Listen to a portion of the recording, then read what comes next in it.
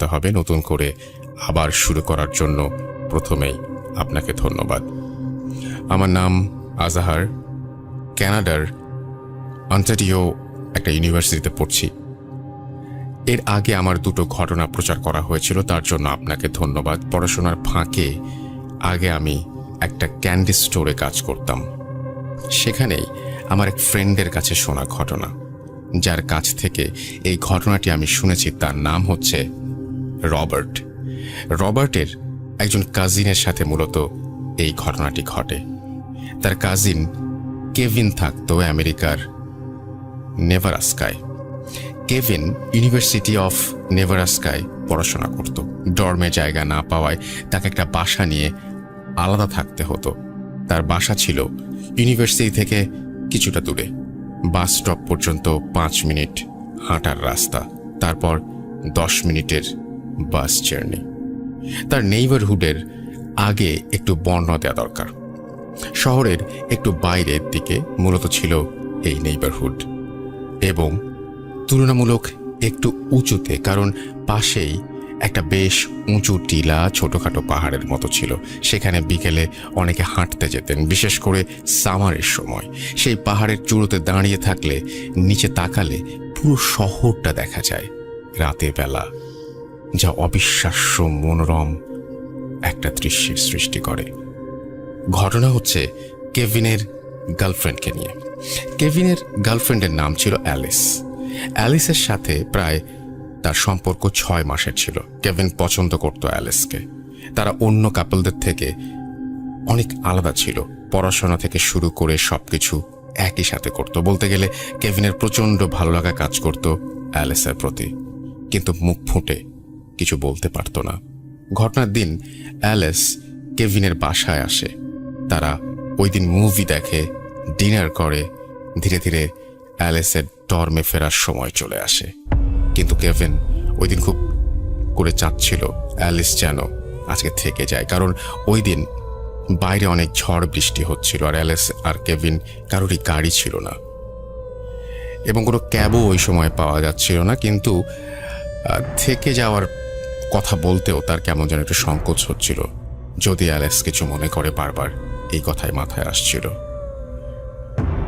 সে আসলে অ্যালিসকে অনেক ভালোবাসত, কিন্তু জানাতে ভয় পাচ্ছিল, যদি বলতে গিয়ে তাদের বন্ধুত্বই নষ্ট হয়ে যায়। অবশেষে মনের মধ্যে সাহস সঞ্চার করে অ্যালিসকে বলেই বসে, অ্যালিস, আমি বলছিলাম কি, যদি আজকে থেকে যেতে ভালো হতো, বাইরে অনেক ঝড় বৃষ্টি, কিছু পাবে না। তারপর মুচকে সে বলল, আমি তো থেকে যেতেই পারি, কিন্তু কিন্তু কেভিনের চোখে প্রশ্ন, কিন্তু আমি যেখানে থাকি সেখানে তো কেউ থাকতে পারে না। অ্যালিসের উত্তর।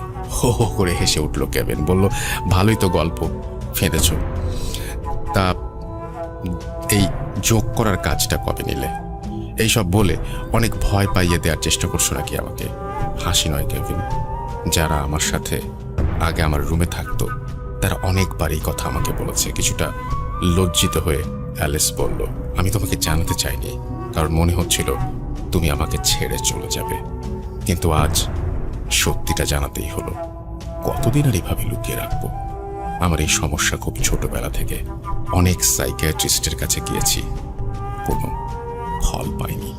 সমস্যার ভয়াবহতা বুঝে কেভিন হাসি থামিয়ে ভারী গলায় বলল, এটা হয়তো সাধারণ কিছু, তুমি মিছিমিছি এরকম করছো। অ্যালিস উত্তর দিল, তোমাকে বোঝানো সম্ভব হবে না, তুমি বুঝবেও না, কেউই বোঝে না, আমিও সেটা জানি। তুমি আমাকে বলছো আমি থাকবো, কিন্তু তোমাকে একটা কথা দিতে হবে। কি কথা? জিজ্ঞেস করলো কেভিন। যদি দেখো আমার মধ্যে কোনো অস্বাভাবিকতা এসেছে, তাহলে আমাকে ছেড়ে তুমি লিভিং রুমে চলে যাবে। কোনো কথা বলার চেষ্টা করবে না আমার সাথে। বের হয়ে যাওয়ার সময় দরজার নিচে নবের একটা চেয়ার ঠেকিয়ে যাবে, যাতে আমি বেরোতে না পারি। কথার মাথা মুন্ডু কিছু বুঝতে না পেরে কেভিন তাতেই সায় দিল। রাত 12টা নাগাদ তারা শুয়ে পড়ল। শোয়ার সাথে সাথেই অ্যালিস গভীর ঘুমে তলিয়ে যায়, কিন্তু অ্যালিসের কথা তার বারবার মনে হচ্ছিল, আমাকে ছেড়ে লিভিং রুমে চলে যেও। এই কথা কেন বলল অ্যালিস? বিড়বিড় করে বলল কেভিন, যেন নিজেকেই প্রশ্ন করল। তারপর অ্যালিসের দিকে তাকিয়ে দীর্ঘশ্বাস ফেলে ঘুমানোর চেষ্টা করলো। যথারীতি কেভিন ঘুমিয়েও পড়লো, কিন্তু হঠাৎ কিসের জন্য শব্দ, ঘুমটা ভেঙে গেল। চোখ পিটপিট করে বোঝার চেষ্টা করছে ঠিক কত সময় ঘুমিয়েছে সে। বাইরে বৃষ্টিও থেমে গেছে। ফোনের সময় দেখে 2:40। অ্যালিসের দিকে ফিরতেই তার শরীর বেয়ে রক্ত হিম করা একটা অনুভূতি বয়ে গেল। দেখল বিছানার এক কোণে অ্যালিস সব চুল ছেড়ে তার দিকেই তাকিয়ে আছে। খুব তির্যক তার দৃষ্টি। একটা নীলাভ আবছা আলোক ছটা অ্যালিসকে ঘিরে রেখেছে যেন। অ্যালিস, এত রাত হয়েছে, বসে আছো কেন? শুয়ে পড়ো, কাল সকালে 8টায় ক্লাস। কেভিন কাঁপা কাঁপা সুরে বলল। অ্যালিস আস্তে করে কেভিনের উল্টো দিকে মুখ করে শুয়ে পড়ল, কিন্তু কিছু বলল না। কেভিন শুধু তার ভারী নিঃশ্বাসের আওয়াজ শুনল এবং সে অন্যদিকে ফিরে শুয়ে পড়ল। কিন্তু তার ঘুম আসছে না। অজানা ভয়ে বারবার কেঁপে উঠছে। মনে হতে থাকলো অ্যালিসকে উঠিয়ে দেবে, ভালো মতো জিজ্ঞেস করবে কি হয়েছে, কিন্তু অ্যালিস বারণ করেছে বিধায় কিছুই করলো না। এই ভাবতে ভাবতে সোজা হয়ে শুতে সে যা দেখলো তা কেউ দেখতে চাইবে না। সে দেখলো তার নাকের অল্প কিছু, অর্থাৎ কয়েক ইঞ্চি উঁচুতে অ্যালিস বাতাসে ভাসছে। কেভিনের দিকে মুখ করে ঠিক তার শরীরের ওপর। ভয়ে কেভিন পুরো অবশ হয়ে গেল। অ্যালিসের চোখ রক্তবর্ণ, চুলগুলো হাওয়ায় ভাসছে, খোলা জানালা জুড়ে বাতাস বইছিল এবং অ্যালিস তখন বলছে, what makes you believe you can stay with me. তারপরে তিনি আরো অনেক কিছুই বলেছে, যে বলছে তার রক্ত মাংস সব ছিঁড়ে আলাদা করে ফেলবে, এরকম কিছু একটা, এবং বলছে তুমি আমার সাথে থাকতে চাও, জ্যান্ত অবস্থায় তোমার চামড়া তুলে তোমার হাড় থেকে শরীরের মাংস খুবলে নেব আমি। পিলে চমকানো কণ্ঠে কেভিনকে এই হুমকি দিয়ে কেভিন নড়তে পারছিল না। সে এত ভয় পেয়েছিল যে তার মনে হচ্ছিল নড়লে অ্যালিস তারপরে হামলা করবে এবং যা বলছিল তার নারকীয় রূপ দেখবে। অবিশ্বাস্য হলেও সত্যি, অ্যালিসের গলায় কণ্ঠ আগের মতো ছিল না।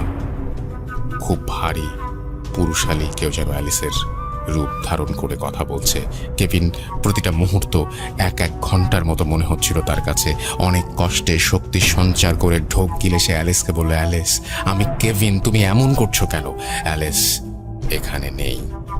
যদি বাঁচতে চাও তবে তাকে একা রেখে কোথাও যাও। সেই ভয়ঙ্কর কণ্ঠের উত্তর এলো। পুরোটা সময় অ্যালিস কেভিনের শরীরের ওপর ভাসছিল। তখন কেভিন অ্যালিসের কথা বলা সেই কথাটি কেভিনের মনে পড়ে গেল, যদি দেখো আমার মধ্যে কোনো অস্বাভাবিকতা এসেছে তাহলে আমাকে ছেড়ে লিভিং রুমে চলে যাবে। তারপর অনেক সাহস শক্তি সঞ্চার করে অ্যালিসকে বা অ্যালিসের রূপ ধারণকারী সেই মানুষটিকে কাঁপা কাঁপা স্বরে বলল, ঠিক আছে অ্যালিস, আমি লিভিং রুমে যাচ্ছি, তুমি ঘুমিয়ে পড়ো। আমি অ্যালিস নই, গর্জে ওঠে সেই অবয়ব। কেভিন ধার্মিক ছিল না, বলা চলে একটু নাস্তিক ধরনেরই, একটু অ্যাগনস্টিক যাকে বলে আর কি। কিন্তু অ্যালিসের এই রূপ দেখে সে ঈশ্বরকে ডাকতে শুরু করলো। মনে প্রাণে ঈশ্বরকে ডাকার কারণেই হয়তো বা ধীরে ধীরে অ্যালিস কেভিনের থেকে দূরে সরে যেতে লাগলো। রুমের একদম কোনায় গিয়ে সে মাটির ওপর দাঁড়িয়ে পড়ল। তারপর তার চোখ দুটো আংটার মতো জল জল করছিল। তারপর সে কেভিনকে দরজার দিকে আঙুল তুলে বেরিয়ে যাওয়ার ইঙ্গিত করলো। কোনো কথা না বলে কেভিন ধীরে ধীরে রুম থেকে বেরিয়ে যায়। তার একবার মনে হচ্ছে তাকে সে কি পালিয়ে যাবে, কিন্তু বন্ধুকে রেখে সে কোথায় যাবে, কার কাছে সাহায্য চাইবে? তাছাড়া তার মনে হচ্ছিল অ্যালিস তার কোনো ক্ষতি করবে না। সে লিভিং রুমের সোফায় জড়সড় হয়ে বসে সব চিন্তা করছিল আর মনে মনে ঈশ্বরকে ডাকছিল। তার বেডরুম থেকে অ্যালিসের ভারী গলার গগন বিদারী চিৎকার ভেসে আসছিল, আর সাথে জিনিসপত্র ভাঙার আওয়াজ। অ্যালিসের সাথে থাকতে চাইলে তোমাকে মরতে হবে, আর মরতেই হবে। নারকীয় কণ্ঠে অ্যালিস এই বলে চিৎকার করতে থাকে। ধীরে ধীরে সময় বয়ে যেতে থাকে। ভোর হওয়ার একটু আগে ভারী পায়ে আওয়াজ শুনতে পায় কেভিন। কেউ যেন খালি পায়ে প্রচণ্ড আক্রোশে মাটি ঠুকতে ঠুকতে এগিয়ে আসছে লিভিং রুমের দিকে। মর্মান্তিক পরিণতির কথা চিন্তা করে কেভিন ইতোমধ্যেই শিউরে উঠল। হেঁটে আসতে আসতেই ভারী কণ্ঠ অ্যালিস কেভিনকে বলতে থাকে, আংটিটা ড্রয়ারেই রেখেছ তুমি, অ্যালেসকে তো কাল প্রপোজ করবে ইচ্ছা ছিল তোমার, তাই না? এই বলে বিচ্ছিরি অট্ট হাসিতে ফেটে পড়ে। এক পিশাচ ফাঁদে আটকে পড়া এক শিকারের সাথে মজা নিচ্ছে হত্যা করার আগে। অ্যালেসকে বিয়ে করতে চাও? শুনে রাখো, কালকের পর থেকে অ্যালেসের সাথে তুমি আর কোনো যোগাযোগ করবে না, করলে তোমার পরিণতি হবে ভয়ঙ্কর। এই বলে আবার হাওয়ায় ভাসতে থাকে, ভেসে ভেসে সিলিংয়ের কাছে চলে যায়। পিঠে ভর দিয়েই সিলিংয়ের একদিক থেকে অন্য দিকে যেতে থাকে। এটা দেখে শক্ত নার্ভের কেভিনও একসময় সেন্সলেস হয়ে যায়, তার জ্ঞান ফেরে পরের দিন সকালে। অ্যালেসই তার জ্ঞান ফেরায়। একটু ধাতস্থ হয়ে সে অ্যালেসকে রাতের সব ঘটনা খুলে বলে।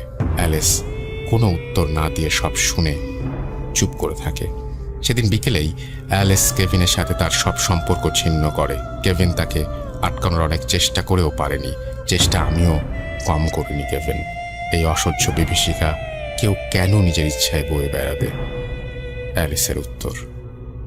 এই বলে সে কেভিনের জীবন থেকে সম্পূর্ণ হারিয়ে যায়। অনেক খোঁজ করেও তার কোনো সন্ধান পায়নি কেভিন। আর একদিন হঠাৎ কেভিনের মনে পড়ে অ্যালেস পোজেস থাকা অবস্থায় বলে যাওয়া একটি কথা, আংটিটা ড্রয়ারেই রেখেছো তুমি। অ্যালেসকে তো কাল প্রপোজ করবে, তাই না? সত্যি সেদিন, যেদিন অ্যালেস তাকে ছেড়ে চলে যাবে, সেদিনই সে ঠিক করেছিল অ্যালেসকে প্রপোজ করবে, সারা জীবন সঙ্গী করার জন্য। এই কথা কেউ জানত না, এমনকি তার বেস্ট ফ্রেন্ডও না। অ্যালেসকে সারপ্রাইজ দেওয়া ছিল তার উদ্দেশ্য। কেভিন ঠিক করে রেখেছিল সেদিন সন্ধ্যায় পাহাড়ের চূড়ায় উঠে সে অ্যালেসকে প্রস্তাব দেবে, কিন্তু সেটা নিয়ে চিন্তা করাও বৃথা। অ্যালেস আগে থেকে কিভাবে জানলো? আসলে কি তার সাথে অশরীরী কেউ ছিল যে অ্যালেসের সাথে অন্য কাউকে সহ্যই করতে পারে না? নাকি এটা শুধুই একটা মানসিক রোগ? আশা করি লিসেনাররা এর উত্তর দিবেন। ঘটনাটি আমাদের কাছে একটু অদ্ভুত লাগবে, কারণ ঘটনাটি অন্য একটা দেশের একটা সিচুয়েশন এটা, এবং অন্য একটা দেশের কনটেক্সটে লেখা। সো বুঝতেই পারছেন যে আমাদের কালচারের সাথে অনেকটাই মেলে না ব্যাপারটা।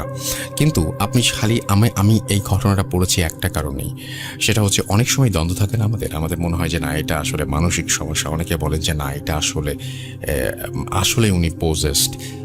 আমার একটা কোয়েশ্চেন থাকবে, এই ঘটনাটার ভালো মন্দ কোনো কিছু বিচারে করবেন না, এটা আমার রিকোয়েস্ট। ঘটনাটা শুনুন। এটা আমাদের দেশে হলে হয়তো অন্যভাবে হতো। এটা হয়তো হতো আপনার বন্ধুর সাথে বা আপনার প্রিয় মানুষটির সাথে, যাকে আপনিও হয়তো প্রপোজ করতে চান, তার সাথে হয়তো অন্য কোনো একটা পরিস্থিতিতে আপনার এই ঘটনাটা ঘটতো। হয়তো আপনার বন্ধু বা আপনার কাছের কারোর সাথে এরকম ঘটতে পারে যে তিনি এরকম একটা অস্বাভাবিক আচরণ করছেন। কি মনে হয়, এটা কি মানসিক সমস্যা, নাকি এই সমস্যা আসলেই ব্যাখ্যাতীত, অলৌকিক? Booth.com. The fear returns with Russell.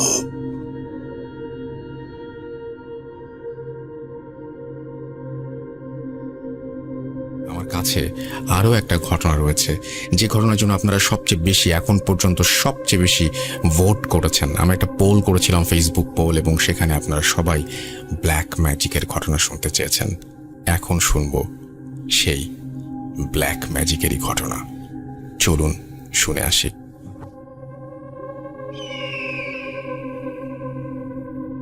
Hello Rasel ভাই, আসসালামু আলাইকুম। আমি নুসরাত হোসেন বলছি গাজীপুর থেকে। আজকে আমি আমার সাথে ঘটে যাওয়া কিছু ঘটনা শেয়ার করতে চাই। তো আমি যখন প্রথম ক্লাস 7-এ পড়ি, তখন থেকে আসলে ঘটনার সূত্রপাত। সেই সময় আমাদের বাসায় একটা মেয়ে কাজ করতো। তো কোনো ইম্পর্টেন্ট কাজে তাকে বাড়িতে যেতে হয়, তার বাড়িতে আর কি। সেটা ছিল উত্তরবঙ্গ। তো সেজন্য আমাকে একা শুতে হয়েছিল আর কি। বাবা মা এক রুমে, আমি আর এক রুমে। আমার বোন তখন ছোট ছিল, দ্যাটস ওয়াই সে বাবা মার সাথে শুতো। তো প্রথম রাত্রে আমি খুব এক্সাইটেড ছিলাম যে হ্যাঁ, বড় হয়ে গেছি, একা একা শুবো। তখন শীতকাল ছিল। তো আমি রুমের দরজা বন্ধ করে সুন্দর শুতে গেলাম, লাইট অফ। তো একটা আমাদের রুমে, সেই রুমে, আমার রুমে আলনা ছিল একটা। তো আলনার এক কিনারায় একটা সাদা শার্ট, বাবার একটা সাদা শার্ট, এখনো মনে আছে, ফুল হাতা ঝুলানো ছিল। তো আমি কিছুক্ষণ, সবাই একটা জিনিস খেয়াল করবেন যে অন্ধকারে সাদা জিনিস বেশি দেখা যায়, ভিজিবল হয় বেশি। তো একটা সময় আমি অনেকক্ষণ ধরে তাকে একটা জিনিস লক্ষ্য করলাম যে সাদা শার্টের একটা স্লিভ, সেটা আমার দিকে পয়েন্ট করা, এবং ওটার দিকে কতক্ষণ তাকিয়ে আমি, মানে আমার আউট অফ মাইন্ড, আমি যেটা কিভাবে সম্ভব। আমি তখন ছোট ছিলাম, তখন অত কিছু ভাবি নাই, জাস্ট লেপ মুড়ি দিয়ে কিছু সূরা বলতে বলতে ঘুমিয়ে গেছি। সকালবেলা এটা আমার মাথায়ও ছিল না, এবং এটা কি ছিল আমি মনে করলাম মানে কোনো কিছু একটা হবে, হয়তো এটাকে অতটা গুরুত্ব দেইনি। বাট মেইন ঘটনা শুরু হয় যখন আমি আমার গ্র্যাজুয়েশন ফার্স্ট ইয়ারে, তখন থেকে মেইন ঘটনার সূত্রপাত। সেই সময় আমি আমার বোনের সাথে থাকতাম আমার রুমে। তো একদিন শুয়ে আছি, মশারি টানানো ছিল। তো প্রথম রাত্রে দেখলাম যে আমার পায়ে কেউ টোকা দিল, এবং সাথে সাথে আমার ঘুম ভেঙে গেল।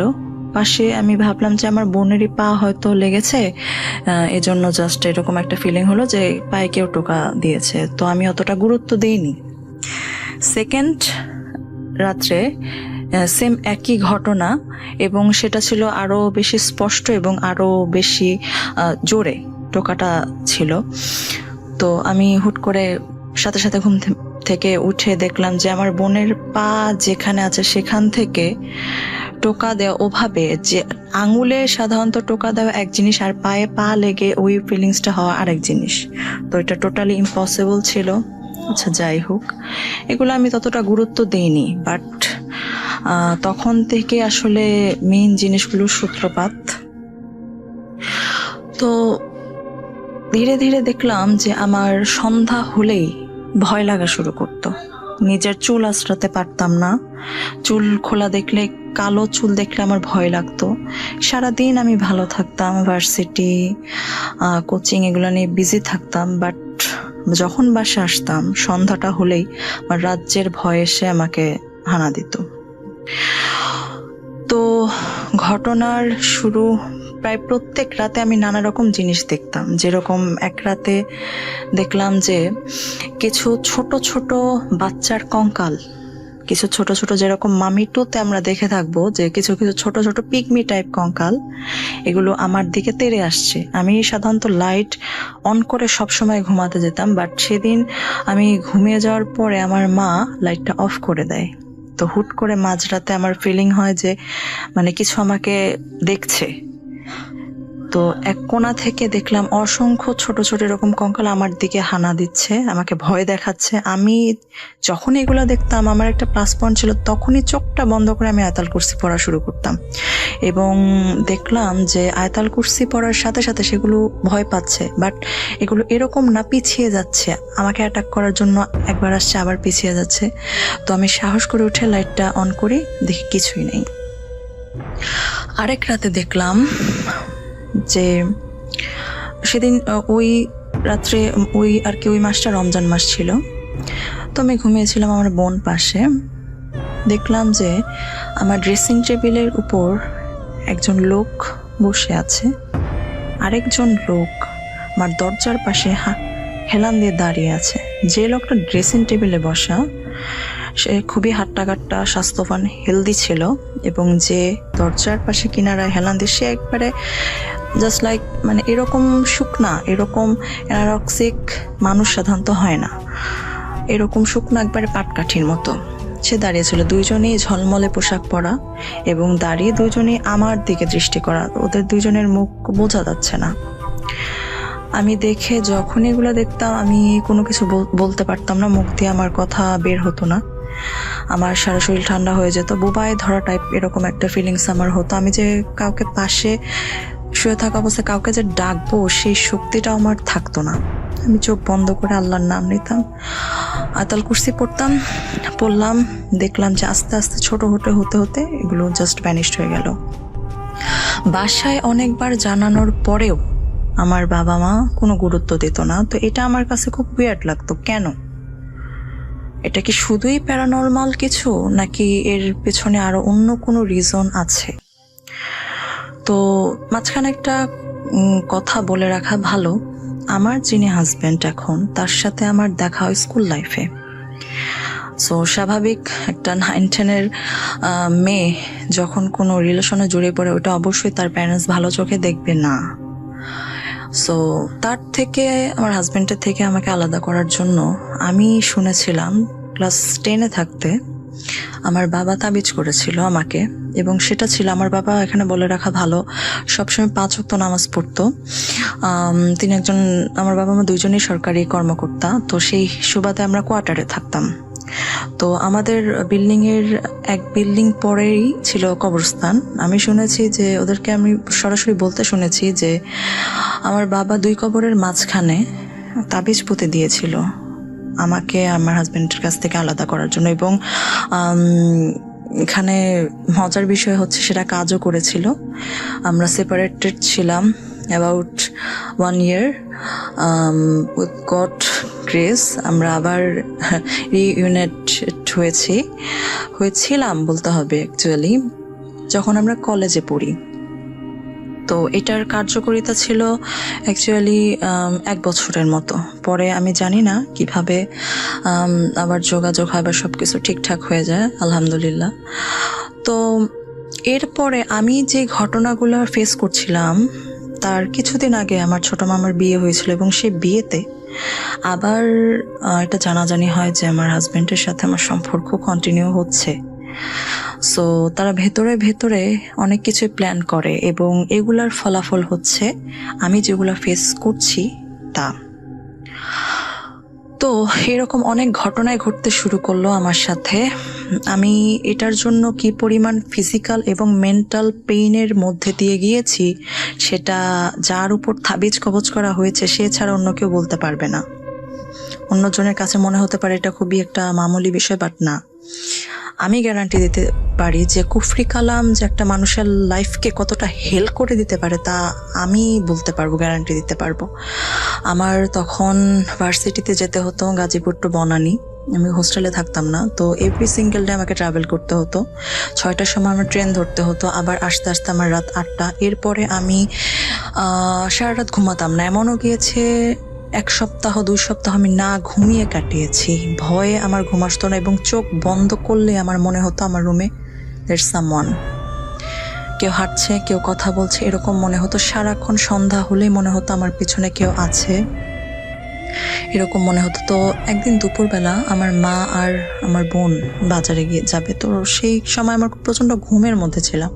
তো তারা আমাকে জাস্ট ইনফর্ম করলো যে আমরা বাজারে যাচ্ছি, তুমি দরজাটা লাগিয়ে দাও। তো আমি দরজাটা ঘুমের মধ্যে লাগিয়ে দিয়ে শুলাম। তো কিছুক্ষণ পর হঠাৎ করে উঠে দেখি আমার রুমে হাজার হাজার লোকের শব্দ, মনে হচ্ছে রুম ভর্তি মানুষ, এবং হাজার হাজার ঝিঝি পোকা ডাকার শব্দ। তো আমি এগুলো দেখে আমি অজ্ঞান হয়ে গিয়ে, আমি কাউকে দেখছিলাম না, এগুলো শুনে আমি জাস্ট অজ্ঞান হয়ে গিয়েছিলাম, নাকি আমার কি হলো আমি বলতে পারবো না। আমি জাস্ট গভীর ঘুমে তলিয়ে গেলাম। এরপরে আমার ঘুম ভাঙলো কলিং বেলের শব্দে। আমার মা আসলো, বোন আসলো। তাদেরকে আমরা যতই বলতাম, তারা আমার কথায় কোনো পাত্তা দিত না, গুরুত্ব দিত না, যেগুলো তোমার মনের ভুল। তোমার বাবা 5 ওয়াক্ত নামাজ পড়ে, ঘুমানোর সময় বাড়ি বন্ধ করে শোয়ে, সো ইটস ইম্পসিবল, এটা তোমার মনের কল্পনা বা সামথিং এরকম কিছু। তো আমি রাত্রেবেলা অনেক চেষ্টা করে আমার বোনকে আমার সাথে শুতে বললে ও শুতো না, ও আব্বু আম্মুর সাথেই শুতো। আমি একা একা শুতাম। দেখা যেত অনেক সময় আমি ঘুমাতাম না, বা চোখটা বন্ধ করলে আমার মনে হতো যে কেউ আছে। আমি দেখা যেত লাস্টের দিকে আমি পাগলের মতো হয়ে গিয়েছিলাম। বালিশের নিচে শুকনা মরিচ, রসুন, ম্যাচের কাঠি, লোহা, ছুরি নিয়ে আমি ঘুমাতে যেতাম। এবং একদিন এমনও আছে ছুরি নিয়ে ঘুমাচ্ছি, পেছন দিক থেকে একটা তাচ্ছিল্যের হাসি, সামথিং লাইক যে ছুরি নিয়ে আমাদের কি করতে পারবে তুমি, এরকম একটা হাসি। সাথে সাথে আমি ঘুম ভেঙে জাস্ট আমি মনে হচ্ছিল ছুরিটা নিয়ে আমি কাউকে খুন করবো বা এরকম ভাবে উদ্যত হলাম। দেখলাম না, কিছুই নেই, বরাবরের মতো কিছুই নেই। সো এগুলো থেকে বের হওয়ার জন্য আমি অনেক ট্রাই করছিলাম, আল্লাহর কাছে দোয়া করছিলাম, যে আল্লাহ কিছু করো, কারণ মাঝে মধ্যে আমি কাঁদতাম যে আমার সাথে কেন এগুলা হচ্ছে, কেন হচ্ছে আমার সাথে এগুলা রিজন কি। তো এর মধ্যে অনেক ঘটনা ঘটতো, অনেক কিছু আমি ফিল করতাম, বাট এটার রিজন কেন হচ্ছে আমি বুঝতাম না। এর মাঝে আমাদের বাসায় রিনোভেশনের কাজ চলছিল। আমার রুমের একটা তাক ছিল, রুমের তাক থেকে যে রিনোভেশনের কর্মীরা, সে একটা তাবিজ দিল। তাবিজটা কে বা কারা রেখেছে, আই হ্যাড নো আইডিয়া। আমি তাবিজটা দেখলাম, খুললাম, কিছুই বুঝলাম না, কিছু আরবি লেখা ছিল। তো যাই হোক, এটা নিয়ে বাবাকে বললাম, ওরা বলল যে তারা কিছুই জানে না। তো মাঝখানে দেখেছিলাম যে বাবা মা তাবিজ পড়েছিল, তারা দুজন। হুট করে কেনই বা তাবিজ পড়বে, কারণ তাদের কখনো আমি দেখিনি তাবিজ পড়তে। হুট করে কেনই বা তাবিজ পড়া শুরু করলো, কেনই বা কি কারণ আমি বুঝে উঠতে পারছিলাম না। তো এই সময়ের মধ্যে আমার যে হাজব্যান্ড, তার সাথে তখন আমার সম্পর্ক কন্টিনিউ হচ্ছিল, তার সাথে আমার সম্পর্কের অবনতি ঘটে। দেখা যেত যে আমি যে মেয়েটা সবসময় নিজেকে শালীনভাবে রাখতো, সবসময় অন্যদের থেকে নিজেকে একটু দূরত্ব বজায় রেখে চলতো, সবসময় তার সম্পর্কটাকে সবচেয়ে বেশি গুরুত্ব দিত, সে এখন দেখা যাচ্ছে যে ফ্র্যাঙ্কলি অন্য ছেলেদের প্রতি তার অ্যাট্রাকশন বেড়ে গেছে। ফেসবুকে হোক, সরাসরি হোক, তাকে তখন আর আমার হাজব্যান্ডকে ভালো লাগতো না, যেটা সত্যি কথা, ভালোই লাগতো না, উইদাউট এনি রিজন আমার ভালো লাগতো না।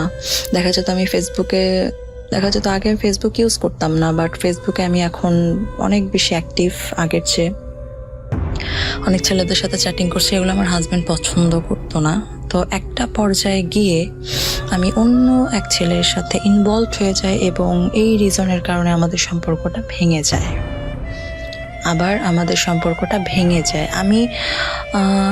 আমি আমার পাস্ট হিস্ট্রি থেকে আমি মনে করতাম যে বাবা মা হয়তো আবার কিছু করেছে, বাট আমার তেমন কিছুই ছিল না, যে হ্যাঁ আচ্ছা হয়েছে, ঠিক আছে, এটা ন্যাচারালি হতেই পারতো, যা হয়েছে ভালোই হয়েছে, আমি প্রেজেন্ট যে ছেলে তার সাথে সুখে থাকবো, যা গিয়েছে। আমার তখন তার প্রতি কোনো ফিলিংসই ছিল না। আচ্ছা যাই হোক, এরপরে আমি লাস্ট ঘটনাটা যখন ঘটে, সেটাও রমজানের সময়, তখন আমি আর মা শুয়ে আছি। তো আমি খাটের কিনারায় শুয়েছি, মা আমার পিছে ঘুমাচ্ছে। হুট করে মনে হলো আমার সামনে কেউ। তো চোখ খুলে দেখি আমার বোন, সে চুল খুলে দাঁড়িয়ে আছে আমার সামনে, এবং আমাকে এইভাবে জাস্ট উপর থেকে দেখছে। আমি জাস্ট বুঝে উঠতে পারলাম না, কিছুক্ষণ আগে তাকে দেখলাম পড়ার টেবিলে পড়তে বসেছে, সে এখানে কিভাবে আসলো। আর তখন আমি আসতেও পারে, বাট আমার কেন জানি খুব ভয় লাগা শুরু করলো। আসলো তো আমাকে এইভাবে দেখার কথা না। তো আমি যে পিছনে আমার মাকে ডাকবো, সেই শক্তিটুকু আমি হারিয়ে ফেললাম। মাকে ডাকতে যাব, ওই জিনিসটা দরজা দিয়ে না গিয়ে আমার খাটের কিনারা দিয়ে চলে গেল দেয়ালের দিকে, যেটা একটা হিউম্যান বিং এর পক্ষে টোটালি ইম্পসিবল। সো আমি মাকে ডাকলাম, উঠলাম, আমার বোনকে বললাম, সে পড়ছে, যেটা হওয়ার কথা ছিল, সে পড়ছে বরাবরের মতো, সে আমার রুমে যায়নি। তো এই ঘটনার পর আমি স্ট্রংলি ডিসিশন নিলাম যে না, আমাকে হুজুর দেখাও, না হলে আমি এভাবে পারছি না। আমি মেন্টালি আর ফিজিক্যালি আর পেইন নিতে পারবো না। এটাতে আমি প্রচণ্ড অসুস্থ হয়ে পড়ছিলাম, মেন্টালি ফিজিক্যালি, রাতে ঘুমাতে পারতাম না। তার উপর আমার ব্রেকআপ, ওকে সরাসরি আমি মন থেকে ভুলতে পারতাম না, আবার দেখা যেত ভালোও লাগতো না, একটা দ্বিধাদ্বন্দ্বের মধ্যে ছিলাম। তো নানুর বাসায় আমাকে এক হুজুর দেখানো হলো। সে বলল যে, উনি রিজনগুলো জিজ্ঞাসা করলো যে কি হয়, আমি কি কোথাও চলে যাই, বা রাত্রিবেলা উঠে কোথাও চলে যাই, নাকি বাসায় থাকি, বা কিরকম জিনিস ফেস করি। আমি সবকিছু ডিটেলে বললাম। তো উনি শুনলেন, শোনার পরে পানি পড়া দিলেন, বললেন যে মঙ্গলবার এবং শনিবার রুমের মধ্যে ছেটাতে এবং রুম চেঞ্জ না করতে, এবং বললেন যে ঘুমানোর সময় বুকের মধ্যে অথবা হাতের মধ্যে বিসমিল্লাহ বলে ওমর, আইন, মিম, রা, এই 3টা ওয়ার্ড লিখে শুতে। তো আমি তাই রিচুয়ালসগুলো ফলো করা শুরু করলাম এবং দেখলাম যে একটা জিনিস খেয়াল করলাম, এগুলো যেগুলো আমার সাথে হচ্ছে সেগুলো যে হুট করে রিচুয়ালসগুলো ফলো করার পর বা পালন করার পর চলে যাচ্ছে তা না, বাট যাচ্ছে গ্র্যাজুয়ালি, খুবই গ্র্যাজুয়ালি। সেগুলো এখন আমাকে হয়তো কাছে আসতে পারে না, বাট হ্যাঁ কিছুটা ডিস্টেন্স রেখে আমাকে ভয় দেখায়। তখন আমি ঘুমের মধ্যে চিল্লাই উঠতাম, নানা রকম স্বপ্ন দেখতাম, আজে বাজে স্বপ্ন। তো এরপরে আরো কয়েক মাস পরে আমি সামহাও জানতে পারি, অনেক জোরাজুরি করার পর আমার বোনের কাছ থেকে আমি জানতে পারি যে বরাবরের মতো আমার বাবা মা, আমার ফ্যামিলি আমাকে তাবিজ করেছিল আমার হাজব্যান্ডের কাছ থেকে দূরে সরানোর জন্য, এবং সেটা করেছিল আমার মামার বাসায়, আর কি অ্যাকচুয়ালি আমার নানুর বাসায়।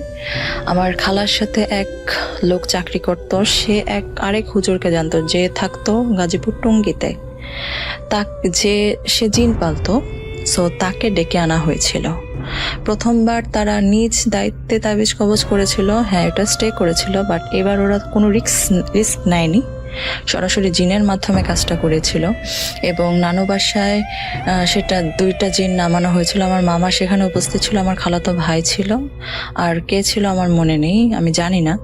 সমস্ত ঘর অন্ধকার করে দেওয়া হয়েছিল। আমার মামিকে তার শ্বশুরবাড়ি পাঠিয়ে দেওয়া হয়েছিল, কারণ নিউলি ম্যারিড, তো অবশ্যই চাইবে না সেগুলো ফেস করতে। তো জিন আসে, 2টো জিন ছিল, যাদেরকে আমি আগে বলেছিলাম, 2জনকে আমি দেখেছিলাম আমার ড্রেসিং টেবিলের উপরে বসা, তারাই ছিল। তো তাদের ভাষ্য মতে তারা বলল যে 2টো জিন ছিল মুসা আলাইহিস সালামের যুগের, এবং তারা তাদের কথায় কাজ করেছিল তাদের মতো, এবং যেটা ফলো তারা পেয়েছিল। বাট তারা তাদের কাজ করে যাওয়ার পরও আমার সঙ্গ ছাড়েনি। মাঝখানে এখানে বলে রাখা ভালো, আমি একটা স্বপ্ন দেখেছিলাম যেটা টোটালি বাস্তবের মতো। এরকম স্বপ্ন আমি প্রায় দেখতাম যে একটা ছেলে সে আমাকে ধরে, জাস্ট আমরা যেরকম নিউলি ম্যারিড কাপলরা একজন আরেকজনকে ধরে ছবি তোলে স্টুডিওতে, সামথিং লাইক দ্যাট, এরকম আমি স্বপ্ন দেখতাম। তো ওরা ওদের কাজ করে যাওয়ার পরও আমাকে ছেড়ে যেতে চায়নি। তো এই জন্যই আমি নানা রকম উইয়ার্ড এসব জিনিস দেখতাম, ফেস করতাম। তো এরপরে আস্তে আস্তে এগুলো চলে যে যায় না, এখানে একটা জিনিস বলে রাখা ভালো, আমি যতটুকু জানি বা আমি আমার লাইফ থেকে যতটুকু ফিল করেছি, যে যেখানে ব্ল্যাক ম্যাজিক করা হয় সেই জায়গাটা পজেসড হয়ে যায়, এবং সেখান থেকে সহজে জিনিসগুলো যেতে চায় না। হ্যাঁ যায়, বাট আবার ওটা ফিরে আসে।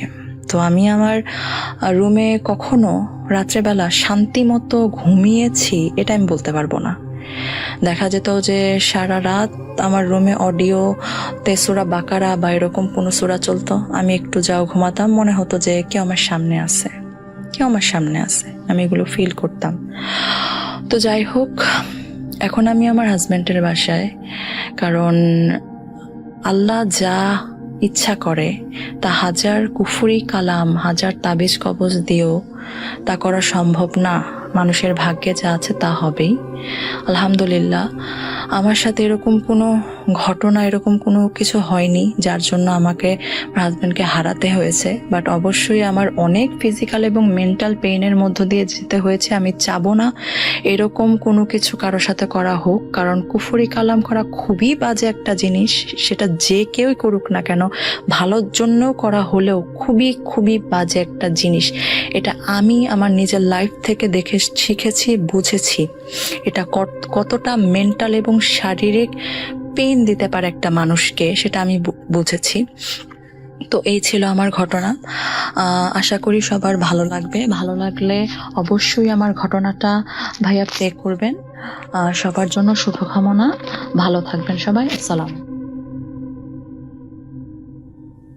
Spirit, be here with me.